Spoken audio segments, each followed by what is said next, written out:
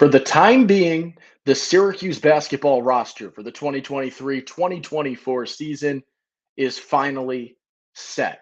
A brand new name out of the blue, Kyle Cuffe Jr., the former Kansas basketball player, commits to Syracuse today to round out Syracuse's available scholarships at this point in time. We'll break it all down. What does this mean for Syracuse? What does this mean for Judah Mintz? What does this mean for a handful of other decisions? It's your Locked On Syracuse Friday, and it starts right now.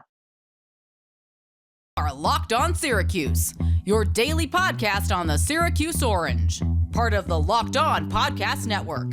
Your team every day.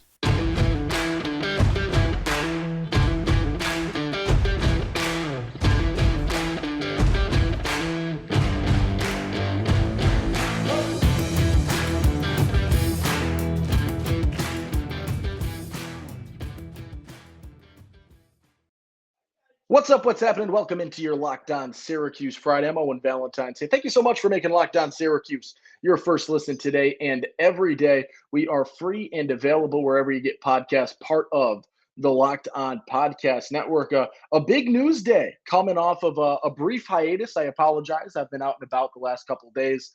Got booked up with some things, so I missed a little bit, but we are back with a massive news day out of the blue. Kyle Cuffe Jr., the Kansas guard, comes in and announces he's transferring to Syracuse earlier this afternoon. I'm recording this Thursday night to go out Friday morning. There were some other transfers at this point in time, right? When J.J. Starling commits, and that one was a little bit expected, a little bit rushed, not necessarily rushed, but a quick decision. When you look at Chance Westry, right? You were in the picture. It was talked about. Syracuse has reached out. Syracuse had reached out. They're talking top fives, things like that. And he ends up at Syracuse. Naheem McLeod, same deal, right? You know they were in conversations with him. You knew that they were talking. You knew that he came for the visit, things like that. Kyle Cuffe was a little bit more of a surprise. There wasn't that buildup, but you get some big news. And I'm trying to piece together sort of what to make of this news because there's some question marks surrounding Cuffe for sure, as well as some question marks that sort of arise at this point in time because just like we led the show, Kyle Cuffe takes Syracuse's 13th available scholarship at this point in time, right? You got J.J. Starling, Chance Westry, Quadir Copeland, Justin Taylor, Chris Bell, Benny Williams, Malik Brown, Naheem McLeod, Monir Carey, William Patterson, and Judah Mintz. Mix in for your 13 scholarships at this point in time. Now, we'll talk about this a little bit more in depth later. You could have one more available if Judah decides to stay in the draft after what looked like a pretty good first day of the combine game numbers for him. We'll talk about that another time. But right now, your lineup is set. Your roster is set for the time being until you hear some more news from Judah Mintz moving forward with the combine. So who is Kyle Cuffe at this point in time? And he's a New Jersey guy. He played at Kansas. He is a national champion. He did redshirt for that season, but he is a national champion, was part of the 2022 Kansas National Championship team.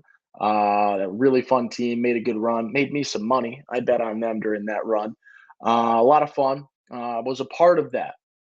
This past season, played 2 games and suffered a knee injury and played as generous. He was, all right for 2 games and ended up getting hurt. Now, per Mike Waters, who wrote an article about this commitment today, and this happening, he says the knee's fine, things like that. So the knee is perfect was the exact quote. He said it won't be a problem this season. I've been back playing for the past 2 months. It's feeling good. I feel more confident than ever. I think that's a good sign. I don't know what to make of the knee. I don't know what to make of the, he hasn't really played in 2 seasons. And so at this point in time, you're basing ideas and you're basing conversations with Kyle Cuffe off of his high school hoop mixtapes, which are now 2+ years old at this point in time, which naturally leaves you with some questions. And you're not entirely sure what to make of this. I will say I watched about 20 minutes of his high school highlights earlier today. Explosive in high school. He elevates way better than I thought he would as like a 6'2", sub 200-pound kid. He is explosive, can really get to the rim, can soar. He's got in-game windmill dunks, posters, can really explode down the lane, get up, elevate, and finish at the rim.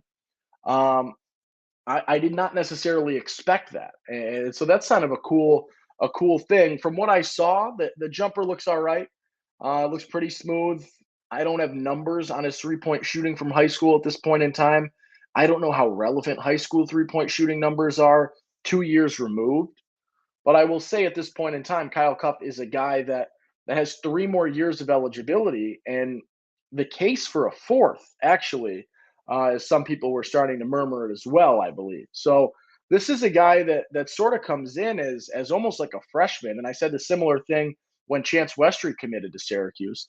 Is these are guys with so many years of eligibility remaining that it's almost like you're expanding the 2023 recruiting class to go alongside William Patterson as the lone true freshman coming in the 23 class.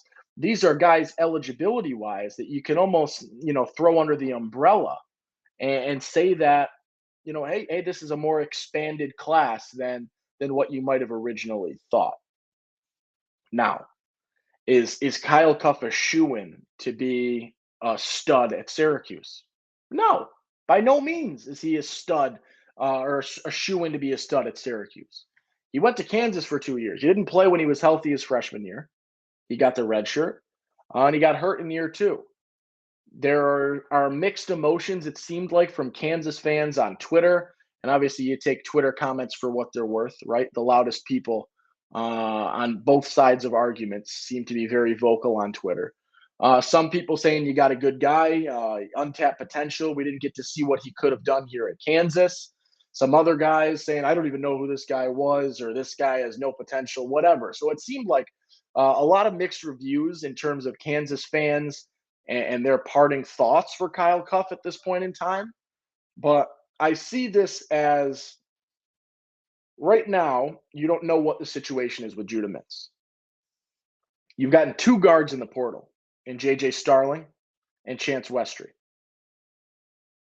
This is the type of player, and I don't mean this disrespectfully to Kyle Cuffe by any means.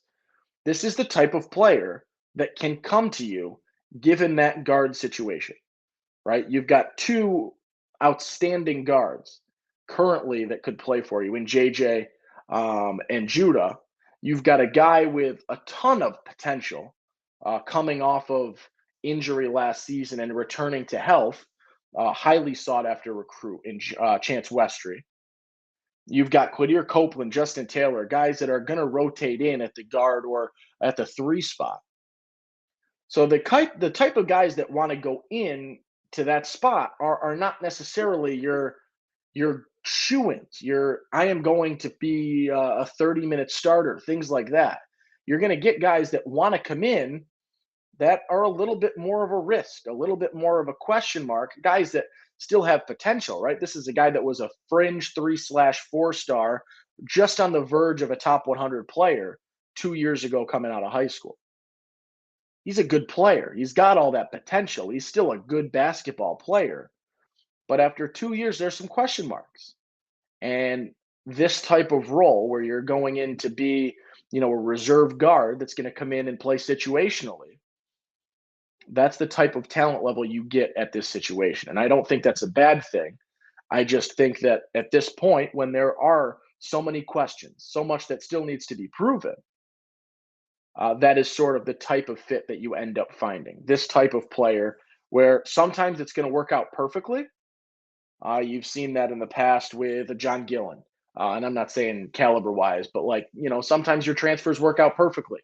A Gillen, an Andrew White, things like that. You've got things that work well, they're quick, even, pre-immediate eligibility, your Wes Johnsons, things like that. And they're not necessarily even coming off of injury or these question marks. But in the portal, you've got guys that don't necessarily work out. Geno Thorpe, things of that nature. So this is, one of those question marks. And I wish him the best. I wish, obviously, I'm not here to say that I hope things go south. That is not what I'm here to say. But you typically, at this point in the game, I think, the type of players that are okay with coming into a role like this are going to be ones that coincide with a few question marks. We got more to break down. We got to talk Adrian Autry, who, keeps pulling rabbits out of hats and is killing it 2 months into the basketball season. We got to talk a little bit more about what Cuffe can do, what my expectations are, what that means for the team, things of that nature. But before that, I've been out, so I have not debuted this yet. We have a new sponsor with Locked On Syracuse. Very, very excited to have them. It is Birddogs. I love them. They sent me a few pairs. We got them. I'm a thick-thighed individual, and these feel incredible. They make my thighs look beautiful. I feel great. I look great. I'm going to be a little bit biased there.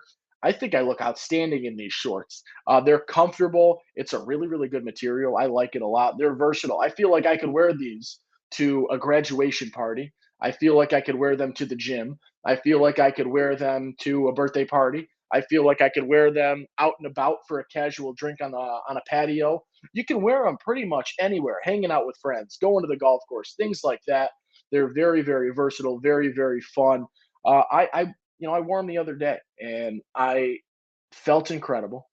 I looked great, and I tell you, I judge shorts on how they make my thighs look, and the thighs looked outstanding in these shorts. So go to birddogs.com/lockedoncollege. That's birddogs.com/lockedoncollege. And when you enter promo code lockedoncollege, they'll throw in a free custom Bird Dogs Yeti style tumbler with every order. I got one up here.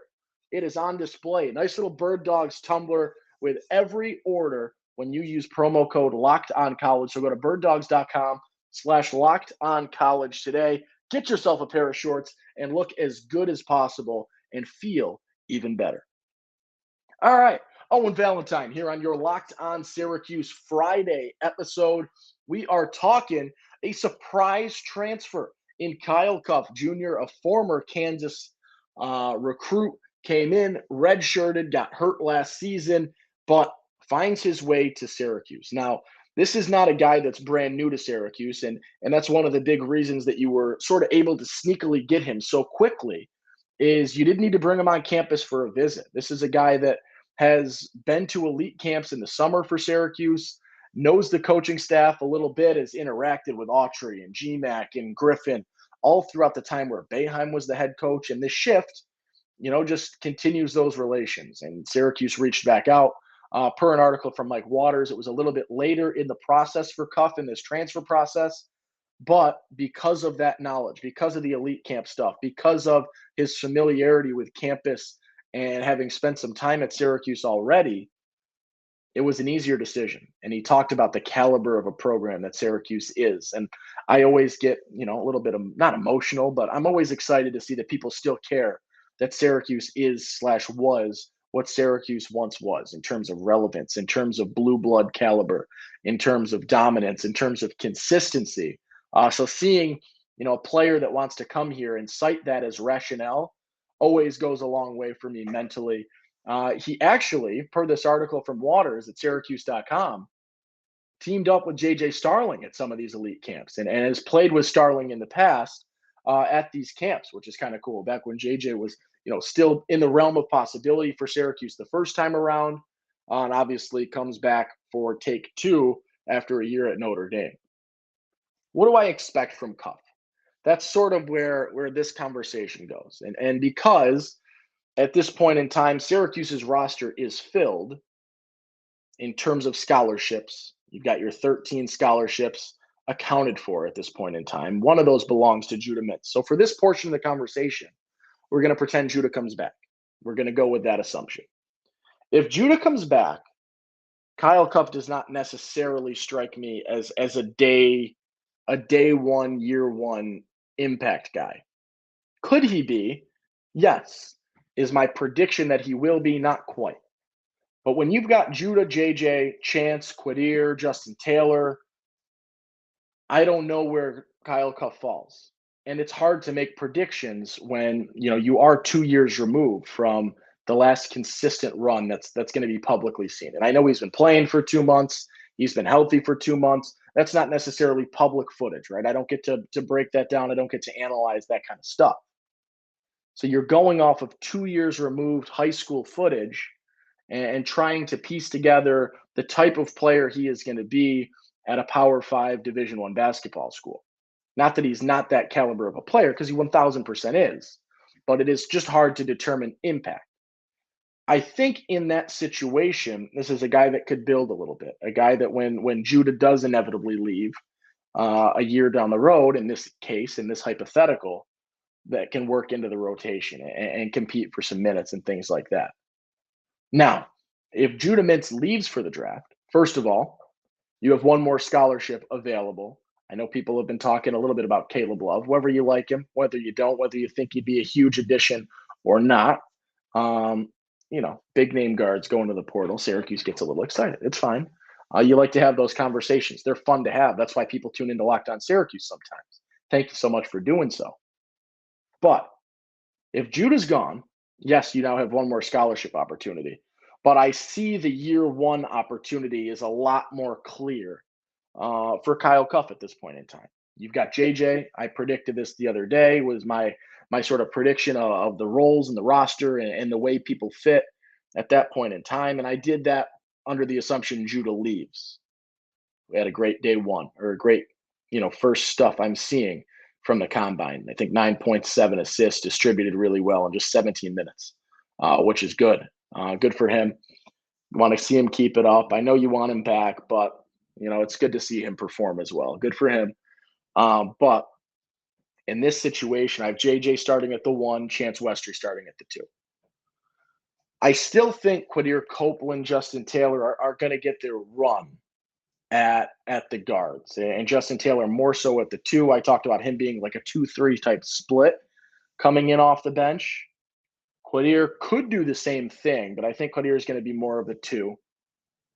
And right now, I see Kyle Cuffe being able to do this a little bit because I think the handles are decent from what I saw in the footage from high school. I think the handles are decent. His explosiveness is decent. I didn't see all too much about his passing ability, so maybe that's something that we need to figure out a little bit more about. You can add that to the list of possible question marks surrounding him. But I look at Quadir Copeland, I look at Justin Taylor, and they're not really point guard reserve type players, right? They're not really guys that are going to come in and run the ball or run the offense at the 1.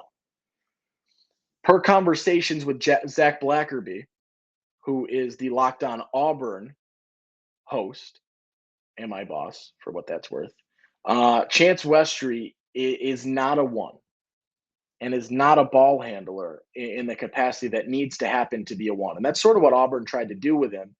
And there wasn't a ton of success. He's also playing hurt, things like that. I think Westry is far more likely to be able to play the 3 successfully than the 1 successfully, which is why I think Kyle Cuffe, if he's got the capabilities to play the 1, which I think he does, might see a little bit more minutes in year 1 at Syracuse as a result of that, if that makes sense.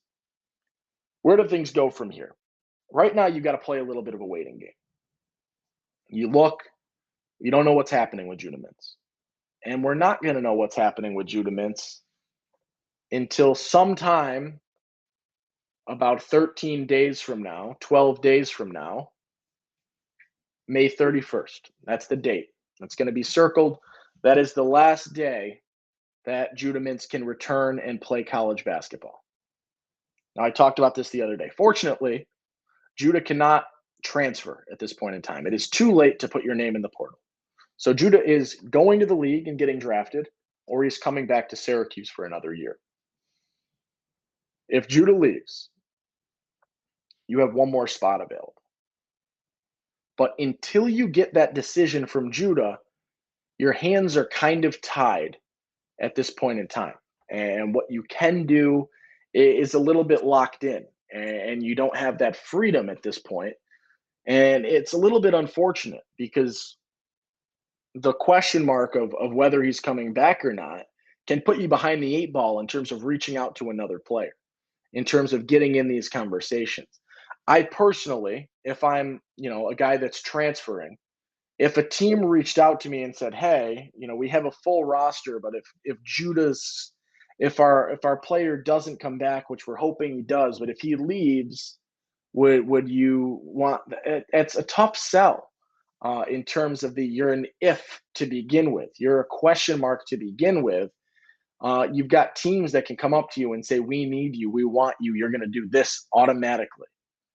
And I think that will loom a little bit larger with recruits. And I think that should loom large with recruits in transfers, especially. So you're sort of sitting on your hands right now, waiting for Judah Mintz to figure things out. And you're not actually going to do that. You can go out, continue those conversations with 2025 guys. You can keep pushing for, guys in the 2024 class, right? Continue to expand on that momentum that you started to build. There are some other names that Syracuse is involved with guys in that 24 class, which we'll take a look at sometime next week again. Do a little update with that. Thomas Sorber commits to Georgetown. That one hurt. Was once a Syracuse conversation, ends up at Georgetown. We'll talk that a little bit more as well. But right now, you're sort of in limbo of what can you do. I'm going to take this away from the limbo, and we're going to give some props right now. Because I put this out on Twitter earlier today, and let's have the conversation. Adrian Autry has had an absolutely tremendous offseason in 2 months as the head coach at Syracuse. He is doing incredible things. Goes out, gets JJ immediately, gets Chance Westry, gets Naheem McLeod, gets Donnie Freeman, secures the continued support of guys up in the air like Chris Bell, Benny Williams, Malik Brown, Justin Taylor, those types of players that could, in theory, have left to transfer. Has a guy in Elijah Moore say, "I want to play for Adrian Autry," despite the coach he committed to retiring, despite Adam Weitzman, who offered him a theoretical $1 million deal, not being a part of that anymore, committing to Adrian Autry and Syracuse. This has been incredible. So I put it out. We got 215 votes at this point in time. After 2 months of Adrian Autry at Syracuse, what is your confident level with coach moving forward? And 97% said it was solid or high. 46% gave a 9 or a 10. 51% gave a 6 to an 8. 3%. So there are 7 people out there that said still needs work. Nobody voted 1 or 2, thank God. But 3%, and I'd like to address this at this point in time, that said still needs work. We're 2 months in, right? You're not going to see on-court results until November. You're going to have on-court questions until game 1. What more do you want to see at this point in time? Are you angry that they didn't get Hunter Dickinson? Is that the anger? You're angry that Jesse Edwards left because he's going to make double the amount he would have at Syracuse at West Virginia? Are you angry that Symir Torrance transferred? Are you angry that John Bull isn't coming back? Like, where is the concern at this point in time? This is a guy that in 2 months has shown a revitalized approach to recruiting, where he is a consistent presence and a guy that every single recruit I have spoken to and other people have spoken to speak highly of his genuine concern for players, his brutal honesty, the feedback they get from him, allowing them to become better players, and just those conversations with him. And it seems like this coaching staff right now is out and about so often and continually place after place after place with recruit after recruit after recruit that you are seeing what the post-Jim Boeheim era is, and you're starting to see what you've been looking for so long, for so many years. You're starting to see those results with a younger approach to recruiting, where you're embracing the NIL era, where you are, well, for the most part, that's another topic. You're embracing what players want at this point in time, And here you are, a top 10 recruiting class in the class of 2024. 4 transfers in the portal this offseason. J.J. Starling, a top 10 transfer in the portal. Chance Westry, a former 4-star recruit in the portal.